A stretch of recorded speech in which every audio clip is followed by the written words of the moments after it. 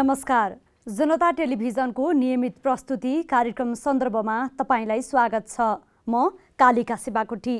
कार्यक्रम सन्दर्भमा हामी समसामयिक विषयवस्तुमा केन्द्रित भएर कुराकानी गर्छौं। आजको कार्यक्रममा भनेदेखि हामीले यो वर्ष भिजिट 2020 पनि मनाइराखेका थियौं र यो वर्ष एउटा पर्यटन वर्षको रूपमा पनि लिएको थियो। तर विश्वव्यापी महामारीको रूपमा फैलिएको कोरोना भाइरसले गर्दाखेरि ती सबै कामहरू अहिले स्थगित भइसकेका छन् र आजको सन्दर्भमा भने हामी लुम्बिनी विकास कोषले के कस्तो कामहरू गरिराखेको छ र बौद्ध धर्मावलम्बीहरूको आस्थाको केन्द्र लुम्बिनी विकास कोषले चाहिँ के कस्ता कामहरू गरिराखेको छ र योभन्दा अगाडि के गर्यो र आगामी दिनहरुमा कसरी काम गर्छ त यो विषयमा कुराकानी गर्नको लागि अहिले हामीसँग जोडिनु भएको छ लुम्बिनी विकास कोषका उपाध्यक्ष मैतिया साक्य। स्वागत छ यहाँलाई कार्यक्रममा। नमस्ते।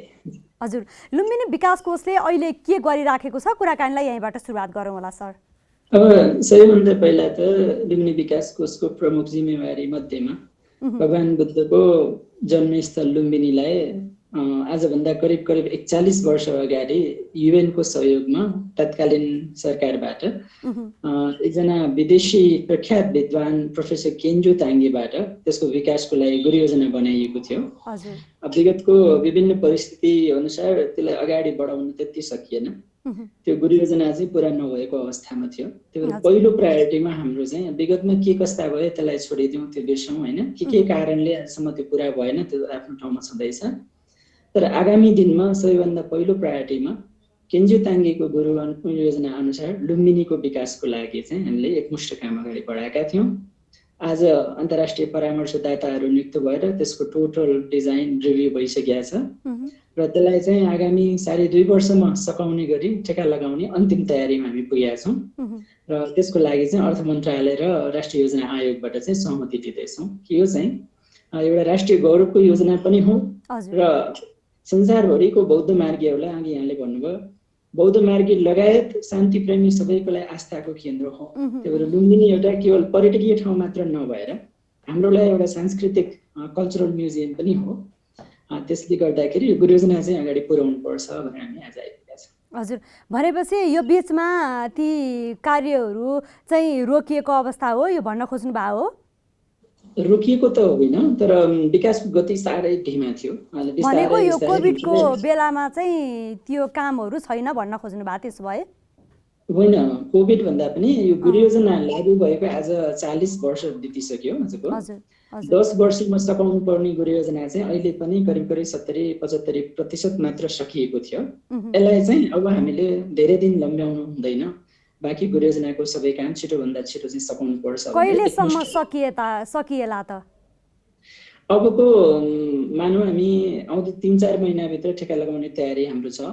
अगाडि बढाउन सक्दा 2.5 वर्षको अवधिमा चाहिँ गुरु योजनाको सबै काम भ्याउँछ भन्ने हामीले अहिले सोचेका छौँ। हजुर, अब जस्तो यो बृहत्तर गुरु योजना भनेर जुन एउटा हुन्छ नि, जुन आम नागरिकहरूलाई पनि यो सजिलो ढङ्गले बुझ्ने ढङ्गले भनिदिनुहोस् न, खास यो गुरु योजनामा कस्ता कस्ता कार्यक्रमहरू पर्छन् र यो गुरु योजना सम्पन्न भइसकेपछि राष्ट्रले कस्ता खालका लाभ लिन्छ र लुम्बिनी विकास क्षेत्र जुन वरिपरि रहेका व्यक्तिहरूले के कस्ता फाइदा लिन सक्छ र समग्र राष्ट्रले कस्तो फाइदा लिन्छ यो विषयमा पनि बताइदिनुहोस् न।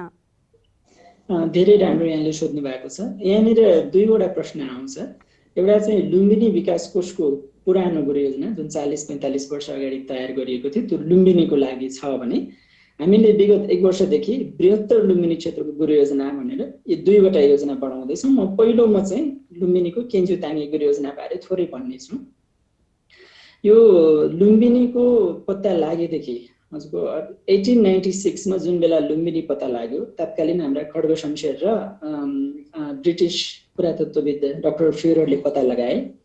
त्यो बेला चाहिँ लुम्बिनी साह्रै नपत्यारिलो एउटा गाउँको छेउमा एउटा थुमको भत्किएको ढिस्कोको रूपमा भेटिएको थियो।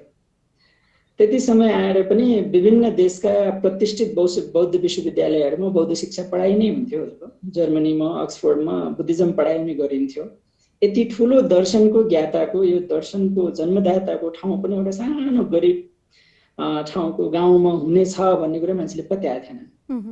हाम्रो तराईमा यसरी भेटाउँदाखेरि यति धेरै व्यापक अन्तर्राष्ट्रिय महत्त्व भएका व्यक्तित्वको जन्मथलो चाहिँ यहाँ लुम्बिनीको तराईको गाउँमा छ भन्ने थाहा भएपछि तत्कालीन बौद्ध समाजबाट एउटा के भने यो चाहिँ धेरै ठुलो अन्तर्राष्ट्रिय महत्त्व बोकेको स्थान हो, यसलाई एउटा अन्तर्राष्ट्रिय शान्ति केन्द्रको रूपमा विकास गरिनुपर्छ।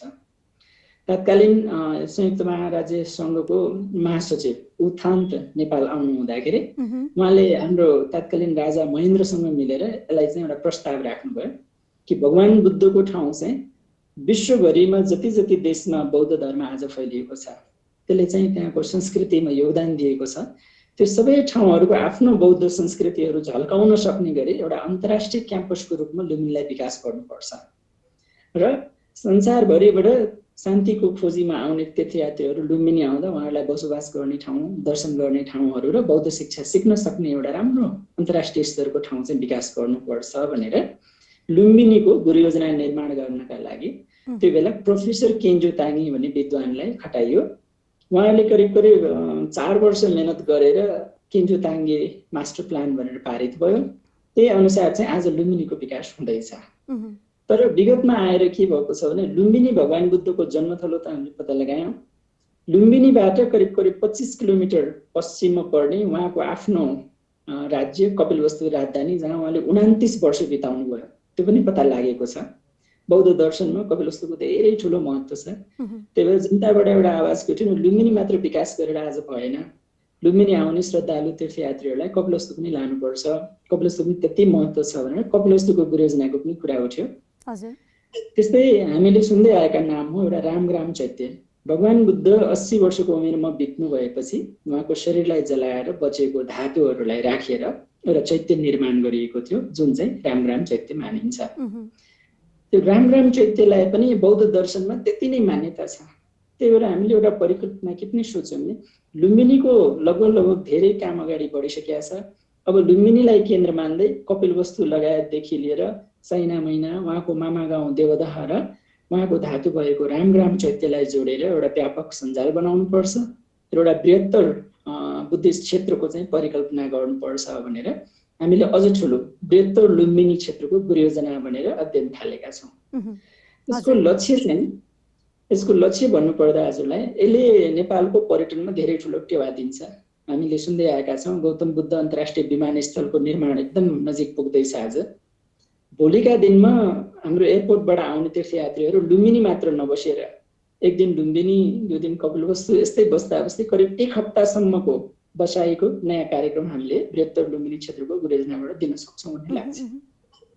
हजुर, अब लुम्बिनीको कति महत्त्व छ भन्ने कुरा जस्तो यहाँले बताइराख्दाखेरि नि जुन नेपाललाई चिनाउनु पर्दा पनि लुम्बिनीको नाम लिइन्छ र विश्वका बौद्ध धर्मावलम्बीहरूको आस्थाको केन्द्र लुम्बिनी।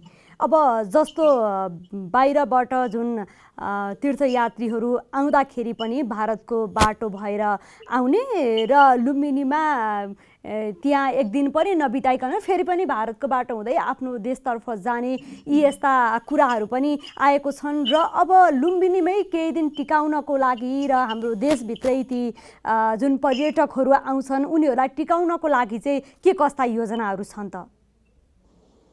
अब सबैभन्दा पहिला चाहिँ विगतमा पूर्वाधार त्यति थिएन। आज लुम्बिनीको वरिपरि धेरै राम्रा होटल गेस्ट हाउसहरू तयार भइसकेका छन् र दोस्रो हामीले के दिन खोज्दैछौँ भने पहिला लुम्बिनी आउँदाखेरि मायादेवी मन्दिर एउटा दर्शन गरे, एउटा दुईटा अन्तर्राष्ट्रिय बिहार हेरेर छिटै फर्किने गर्थे। तर त्यसरी आउने तीर्थयात्रीलाई अब लुम्बिनी एउटा मायादेवी मन्दिर मात्र दर्शन गरेर पुगेन, त्यहाँ बिहान पनि जानुहोस्, पूजापाठ हेर्नुहोस्, साँझ पनि जानुहोस्, चारैतिर बत्तीहरू बालिन्छ र लुम्बिनी चाहिँ कम्तीमा एक दिन बसेर त्यहाँका बिहारहरूमा गएर भिक्षुहरूबाट पनि धर्म के हो, दर्शन के हो, ध्यान के हो भन्ने आदि कुरा सोध्न सकिन्छ भनेर लुम्बिनीको आन्तरिक वातावरण चाहिँ हामीले एकदम सुन्दर र इन्भाइटिङ बनाउँदैछौँ। त्यसले गर्दाखेरि मान्छेलाई चाहिँ बस्ने एउटा आधार हुन्छ भने दोस्रो लुम्बिनीको इतिहास चाहिँ कपिलवस्तुसँग अनन्य तरिकाले जोडिएको नाताले लुम्बिनी आउने तीर्थयात्री सबैलाई कपिलवस्तुको सबै इन्फर्मेसन हामी त्यहीँ दिउँ र लुम्बिनीबाट सजिलै कपिलवस्तु यसरी जान सकिन्छ, त्यहाँ यो कार्यक्रम गर्न सकिन्छ, रामग्राम यसरी पुग्न सकिन्छ, उहाँको मावली देवदा यहाँ छ भनेर यो सूचनाहरू दिएर बढाउँदाखेरि जीवनमा एकचोटि धेरै प्रतीक्षा पश्चात बुद्ध दर्शनको लागि आउँछन् मान्छेहरू। यो तीर्थयात्रामा आएपछि लुम्बिनी त पुग्यो, यहीँबाट कपिलवस्तु यहीँ छ भन्ने ज्ञान भएपछि त्यहाँ नजाने भन्ने कुरा रहँदैन र यसले चाहिँ तीर्थयात्रीहरूको बढाइलाई चाहिँ अगाडि बढाउँछ। र यसको लागि चाहिँ हामी साथसाथै हाम्रो पर्यटन व्यवसाय मित्रहरूसँग पनि धेरै मेहनत गर्नुपर्नेछ। यो आइडियालाई डेभलप गर्ने, यो आइडियालाई प्रचार प्रसार गर्ने र बुकिङमा अगाडि लैजाने पनि अलिकति गतिविधि बढाउनुपर्छ। अब समग्र लुम्बिनीमै जस्तो आएका पर्यटकहरूलाई चाहिँ केही दिन टिकाउनको लागि चाहिँ के कस्ता योजनाहरू छन् भन्ने कुरा योभन्दा अगाडि कुरा रह्यो। अब जस्तो लुम्बिनीलाई नै केन्द्रमा राखेर चाहिँ त्यहाँ आसपासमा कस्ता विकास निर्माणका योजनाहरू को जुन तपाईँहरूले गर्ने योजना बनाउनु भएको छ, के छ यो विषयमा चाहिँ? यहाँले धेरै सान्दर्भिक कुरा सोध्नुभयो। सबैभन्दा पहिला चाहिँ हामीले लुम्बिनीलाई अलिकति फरक पाटोले हेर्दैछौँ। यो लुम्बिनी केवल अन्तर्राष्ट्रिय तीर्थयात्री र पर्यटकको लागि मात्र नभएर हामी नेपालीको पनि गन्तव्य हो।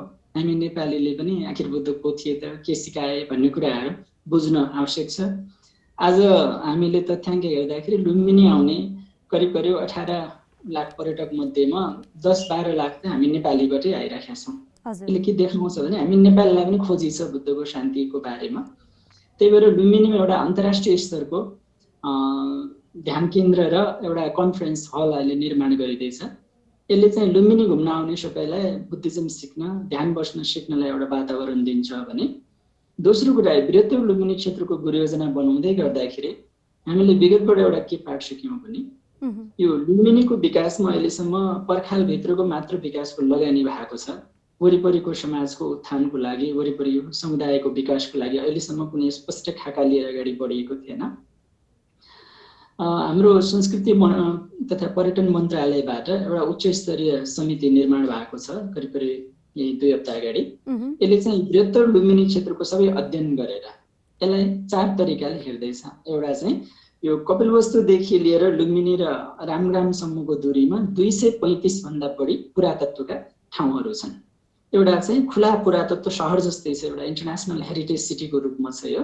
यसलाई चाहिँ अब ती साइटहरू सबै अध्ययन गरेर ती साइटलाई यो सञ्जालभित्र कसरी जोड्न सकिन्छ, दीर्घकालीन संरक्षण गर्न सकिन्छ भने एउटा खाका कोर्दैछौँ भने, दोस्रो चाहिँ यो रामग्राम, लुम्बिनी, कपिलवस्तु, सैना मैना र देवद लगायतका क्षेत्रहरू जोड्नलाई एउटा बुद्धिस्ट सर्किटको परिकल्पना गर्दैछौँ हामी भने, तेस्रो पाटो चाहिँ यति क्षेत्रभित्र पर्ने समुदायको पनि के कस्तो अवस्था छ, समुदायको मात्र विकास नगरेर पर्यटकीय स्थलको मात्र विकास गर्दाखेरि भोलि आउने तीर्थयात्रीले पनि नराम्रो छवि पर्न जान्छ र जनताको विकास नगरिकन ठाउँहरूको मात्र विकास गर्दाखेरि भोलि नसुहाउँदो हुन्छ त्यो।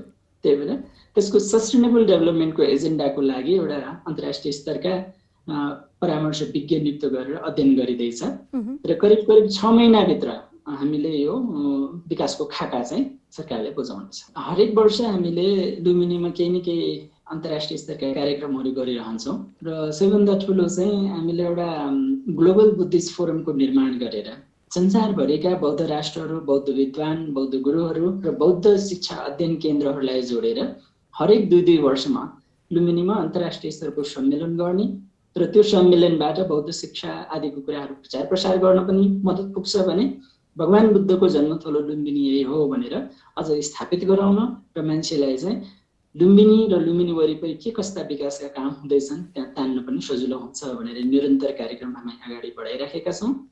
भने दोस्रो चाहिँ गौतम बुद्ध अन्तर्राष्ट्रिय विमानस्थल तयार भएपछि अब नजिकका बौद्ध राष्ट्रहरूमा हामी अझै सक्रिय भएर हामी आफै गएर एउटा दौत्य सम्बन्धको बाटो चाहिँ खोल्नुपर्छ भनेर हामी चाइनाको 2वटा सहर, एउटा प्रमुखमा लेसान सहरबाट लुम्बिनीको सांस्कृतिक सम्बन्ध गाँसेका छौँ र त्यहाँ लेसान अन्तर्राष्ट्रिय एयरपोर्ट बनिराखेको छ। उहाँले एउटा प्रतिबद्धता के पनि दिनुभएको छ भने हामी लुम्बिनी एयरपोर्टसँग डाइरेक्ट फ्लाइट राख्न चाहन्छौँ। त्यस्तै गत वर्ष सम्मान्य राष्ट्रपतिज्यूलाई लिएर हामी बर्मा गएका थियौँ। बर्मामा त्यहाँ त्यो अवसर पारेर हामीले 3 दिनको लामो अन्तर्राष्ट्रिय स्तरको प्रदर्शनी आयोजना गरेका थियौँ जसलाई करिब 12 लाख मानिसले हेरेका थिए। 12 लाख बौद्ध तीर्थयात्रीहरू पनि लुम्बिनी र कपिलवस्तु र रामग्राम यस्तो ठाउँ छ भन्ने कुराहरू पत्ता लगाएको छ र त्यहाँ सरकारबाट पनि गौतम बुद्ध विमानस्थल भयो भने हामी फ्लाइट चाहिँ रङ्गुनदेखि यहाँ राख्न चाहन्छौँ भन्ने प्रतिबद्धता आएको छ।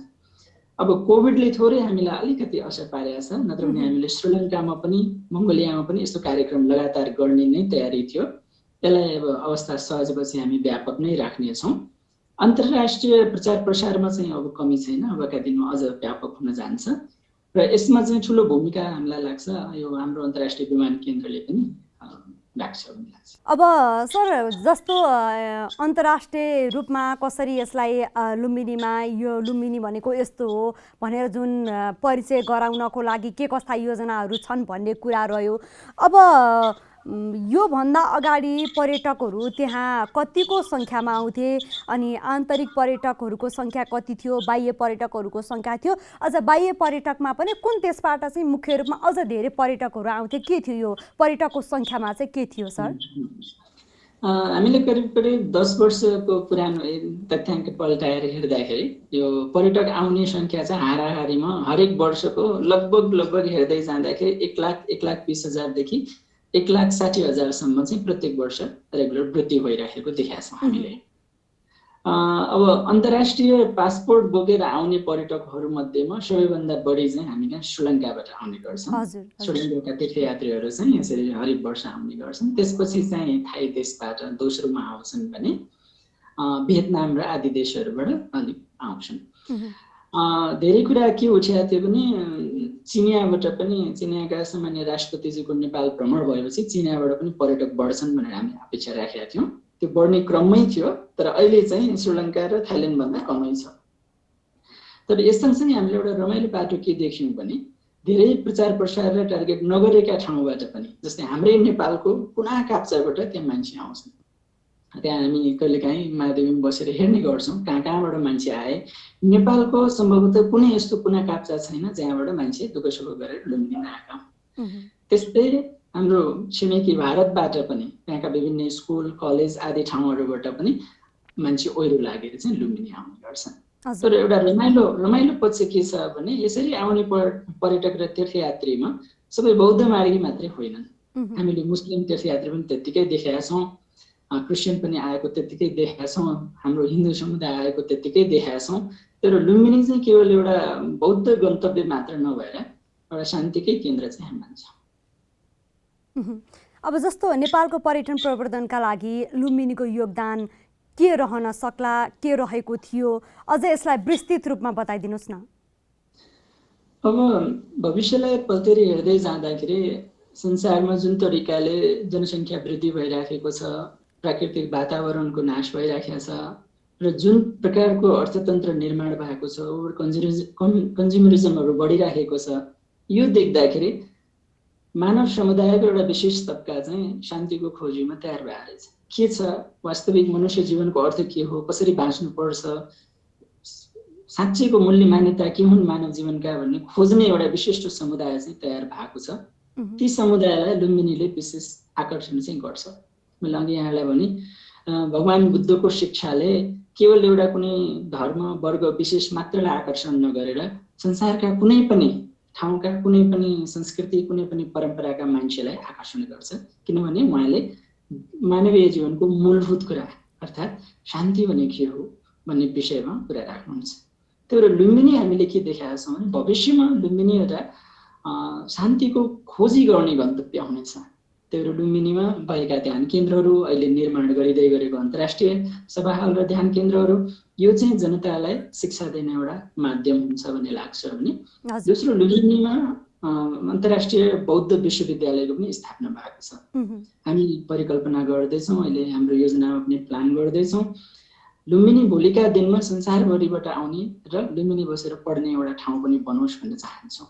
वर्ल्ड ब्याङ्कको तथ्याङ्क हेर्ने हो भने सन् 2050 सम्ममा त्यहाँ चाहिँ करिब वार्षिक रूपले 1 करोड मानिसको आवागमन हुन सक्छ भनेर विश्व ब्याङ्कले देखाएको छ। नेपालको पर्यटनमा यो चाहिँ एकदमै ठुलो योगदान हो, यो हामीले राम्रै मानेका छौँ। तर त्यस सँगसँगै एउटा महत्त्व हामीले बिर्सिनै नहुने महत्त्व चाहिँ यो केवल हाम्रो लागि आर्थिक र पर्यटकको मात्र स्रोत होइन, हाम्रो मूल नेपाली सभ्यता संस्कृति र दर्शनलाई संसारभरि चिनाउने र बाँड्ने। हामी नेपाली सहिष्णु जाति हौँ, हामी नेपाली चाहिँ विश्व बन्धुत्वमा विश्वास गर्छौँ भन्ने कुरा सिकाउने र त्यो अरूलाई एउटा बाँड्ने मौका पनि हो। त्यसको एउटा रमाइलो पक्ष हेर्दै जाने हो भने आज संसारभरिको धेरैवटा राष्ट्रमा बौद्ध दर्शन फैलिएको छ। नेपालमा जन्मिएको बुद्ध दर्शन पनि मङ्गोलियामा छ, मङ्गोलियाको बौद्ध मार्गी यहाँ आउँदाखेरि उहाँको कुनै पनि कुरा हामीसँग मिल्दैन, भाषा मिल्दैन, उहाँले लाउने कपडा वस्त्र मिल्दैन, उहाँलाई नेपाली संस्कृत पाली आदि आउँदैन, तर पनि बुद्ध बनेपछि उहाँले आफ्नै गुरु आफ्नै बुवा जस्तो मानेर आउँछन्। लुम्बिनीमा त्यहाँ आज 24 देशका विभिन्न प्रकारका आफ्ना आफ्ना मठ मन्दिर गुम्बा ध्यान केन्द्रहरू तयार भएका छन्। दिनभरि भन्दा भगवान बुद्ध एउटा व्यक्ति, तर उहाँको शिक्षा चाहिँ संसारमा यसरी नयाँ नयाँ तरिकाले फैलिएको छ। आज त्यो सबै शिक्षाहरू फर्केर उहाँको जन्मथलो लुम्बिनीमा चाहिँ यसरी मिलेर अन्तर्राष्ट्रिय क्याम्पस पनि बनेको छ भन्ने चाहिँ राम्रो नमुना हो त्यो। हजुर, अब हामी कुराकानीको लगभग अन्तिमतिर आइसकेका छौँ। अन्तिममा नि अब जस्तो लुम्बिनी विकास कोषमा चाहिँ जस्तो आर्थिक चलखेलका आर्थिक अनियमितताका समाचारहरू पनि थुप्रै बाहिरिएका छन्। यस्तो पवित्र स्थलमा पवित्र क्षेत्रमा किन यस्तो चलखेलका कुराहरू हुन्छन्? लुम्बिनी विकास कोष पनि हाम्रो विगतको सामाजिक राजनीतिक र त्यो परिवेशबाट अत्यन्तै प्रभावित थियो। बिस्तारै यसलाई हामी सुधार्दै ट्र्याकमा लिएर आएका छौँ। विगतको 2 वर्षमा धेरै कुराहरू सुधारिएको छ। पारदर्शिताका नयाँ सिद्धान्तहरू पनि ल्याइएको छ। हामीले धेरैजसो प्रणाली डिजिटलमा ल्याइसकेका छौँ र यो चाहिँ एकदम ठ्याम्मै रोकिएर सुधारको अवस्थामा उन्मुख छ। अझ पनि केही काम बाँकी छन्, जसमध्ये चाहिँ यो लुम्बिनी क्षेत्र वरिपरिको सबैको साझा दायित्व बोक्नका लागि लुम्बिनीको कर्मचारी व्यवस्थापनको चाहिँ हामीसँग ठुलो समस्या छ। त्यो कर्मचारीको लागि हामीले ओएनएमहरू तयार गरेर त्यसलाई कसरी दिगो व्यवस्थापनमा लाने तयारी गर्दैछौँ। हाम्रो प्रतिबद्धता छ, यो भगवान बुद्धको दर्शन यस्तो हो, त्यहाँ ट्रान्सपेरेन्सीका कुरा र एउटा चाहिँ कुनै पनि काम फेयर हुनुपर्छ, शुद्धता एउटा हुनुपर्छ भन्ने हामीलाई एकदमै विश्वास छ र त्यही अनुसार हामी अगाडि बढेका छौँ। हस्, यो समय र संवादका लागि यहाँलाई धेरै धेरै धन्यवाद। धन्यवाद।